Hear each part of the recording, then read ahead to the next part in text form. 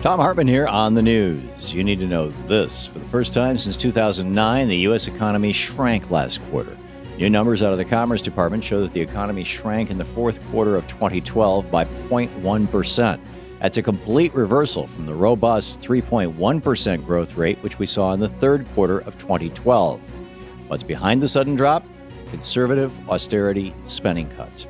Federal spending was down 15% in the fourth quarter after rising 9.5% in the third quarter.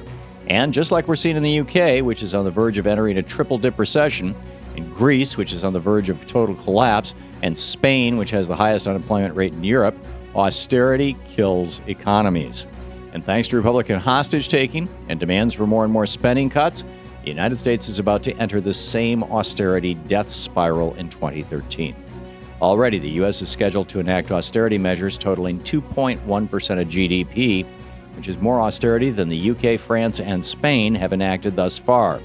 And with an even bigger spending cut looming in the next months, it could only get worse. We need pro-growth policies that put money back into the hands of working people. Spending cuts don't do that. And no nation in the history of the world has ever cut its way to prosperity. In screwed news, a foreign corporation is building a toxic pipeline across our country and also has threatened to ruin the lives of anyone who stands in opposition to the project. Numerous organizations and demonstrations have confronted the construction of the Keystone XL pipeline, which is built by the Canadian company TransCanada. In response, TransCanada filed a series of SLAP suits, nuisance lawsuits against those organizations and 19 individual protesters who, according to tar sands blockade, quote, were threatened with losing their homes and life savings if the lawsuit went forward, end quote. One of those targeted with a SLAP suit, Ramsey Sprague, responded by saying, TransCanada is dead wrong if they think a civil lawsuit against a handful of Texans is going to stop a grassroots civil disobedience movement. This is nothing more than another example of TransCanada repressing dissent and bullying Texans who are defending their homes and futures from toxic tar sands. However, TransCanada did succeed in getting a settlement in the lawsuit, which stipulates that activists can no longer trespass on or cause damage to Keystone XL property. But they can still let their voices be heard, and so can all of us. Getting people organized is the only way to defeat this toxic, ticking time bomb for our environment. In the best of the rest of the news, the Senate tackled the issue of gun control today. In the first Senate Judiciary Committee hearing of the 113th Congress, the issue of new gun control legislation, introduced by Senator Dianne Feinstein last week, was brought up. Former Congresswoman Gabby Giffords, herself a victim of gun violence, gave an opening statement at the hearing, calling on senators to take action to reduce gun violence. Also at the hearing was the NRA's Wayne LaPierre, who's been a very loud critic of any new gun control legislation, including universal background checks for all gun purchases. At the hearing, LaPierre again bashed the idea of background checks, saying they won't work. But as the Think Progress blog points out, the NRA's stance on this issue is wildly unpopular. In fact, according to a new Gallup poll, only 8% of the nation agrees with the NRA on opposing universal background checks. To put that in perspective, more people approve of Congress, polygamy, and human cloning than agree with the NRA on this issue.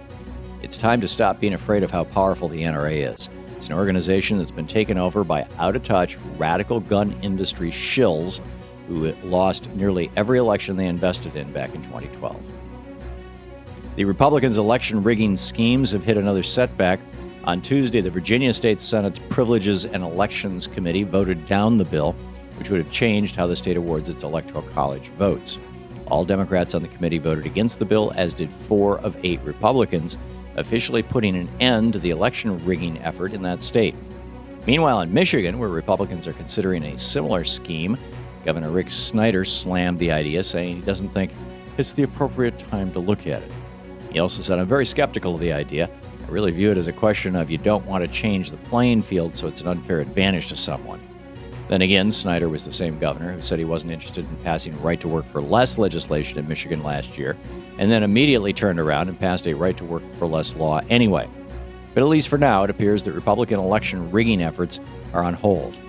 Now it's time for progressives to get active and push for a national popular vote to make sure Republicans can't get away with these kind of things in the future.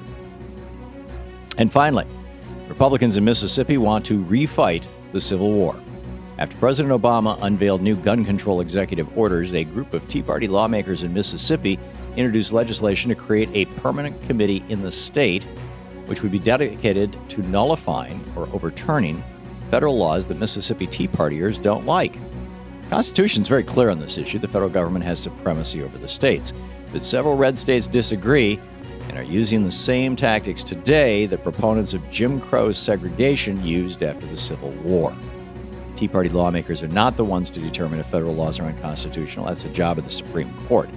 The point is, we've seen what happens when states think they can ignore basic federal laws to improve the lives of people in those states. It was called the Civil War. Clearly, the Tea Party has not learned the lessons of history. And that's the way it is today, Wednesday, January 30th, 2013. I'm Thom Hartmann on the news.